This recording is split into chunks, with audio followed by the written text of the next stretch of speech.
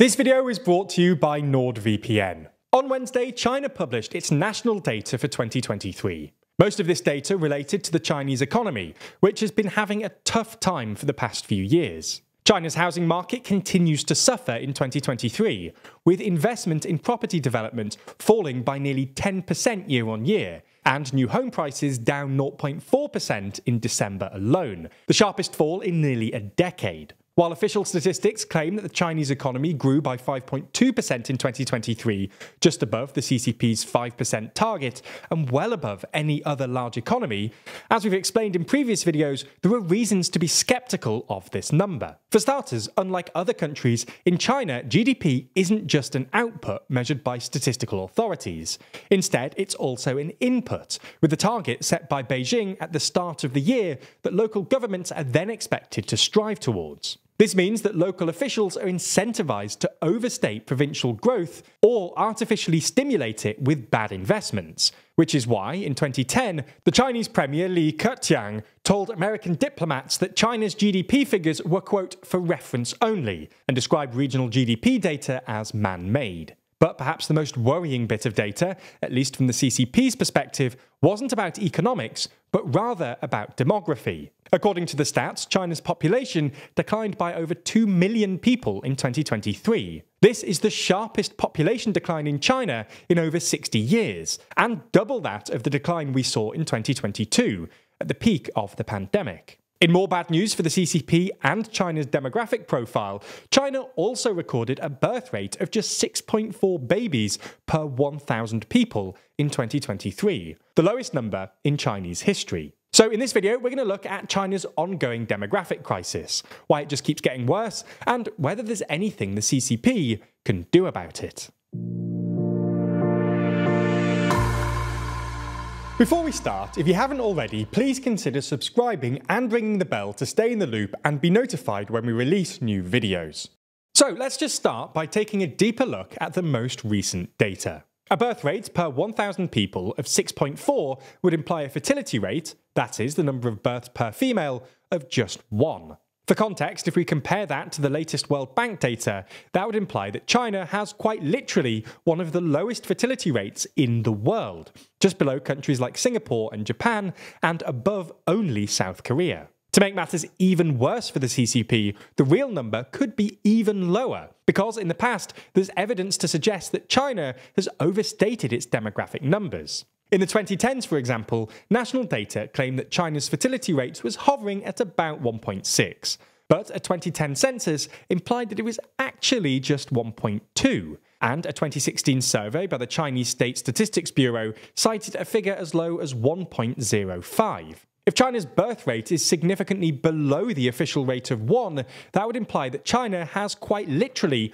the lowest fertility rate in the world. Now, at this point, you might be asking, why is this necessarily a bad thing? After all, historically speaking, fewer children and an aging population have usually been symptoms of economic development. But while that might be true, having this few children changes a country's demographic profile in politically and economically uncomfortable ways. Especially, as we've explained in previous videos, a country needs to maintain a fertility rate of 2.1 to maintain a stable population and age pyramid. If your fertility rate is lower than that for a sustained period of time, this means your population will get A, smaller, and B, older. While an older population isn't necessarily a bad thing, and should actually be expected in the early stages of development, it can become a problem in the long term, especially as your population gets really old. Assuming a static retirement age, an aging population means that there will be less people of working age relative to pensioners, which means a smaller economically productive population sustaining a relatively larger non-productive population. Without exponential increases in worker productivity, you'll need a higher tax burden on those young people that are working to maintain your current quality of public services, which is both bad economically, a higher tax burden will, at least in theory, discourage working, and bad socially, because it creates a sense of intergenerational unfairness. Anyway, most developed countries are struggling with fertility rates below 2.1, but China's demographic crisis is particularly acute for 3 reasons. First, and most obviously, China has quite literally one of the lowest fertility rates in the world, as we just explained.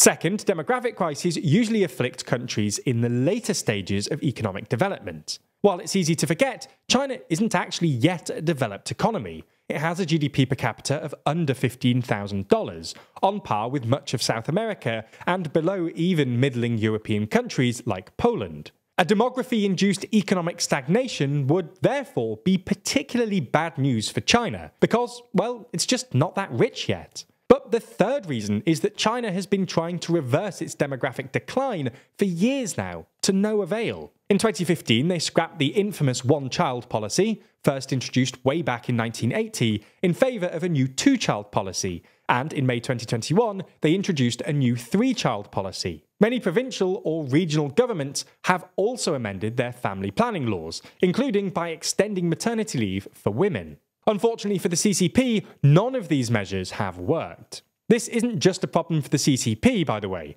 Across most of the developed world, governments are finding out that directly pro-natalist policies, like extending paternity or maternity leave, or even direct cash transfers to new parents, just apparently aren't enough to get the fertility rate back to 2.1. The big takeaway here seems to be that, if you want young people to have kids, little fiddly policies and economic incentives aren't enough. Rather, you've got to make some bigger macro changes to the economy that would be more appealing for would-be parents. In China, this would involve bringing down the youth unemployment rate, which got so high the CCP literally stopped publishing figures on it last year, and the exorbitant cost of housing, which is higher in certain Chinese cities than literally anywhere else. But this is particularly difficult for the CCP, not just because, well, housing bubbles are difficult to deflate, but also because, more generally, fixing China's demographic crisis will require reversing China's entire economic model. China's export-led economic model, at least implicitly, relies on suppressing wages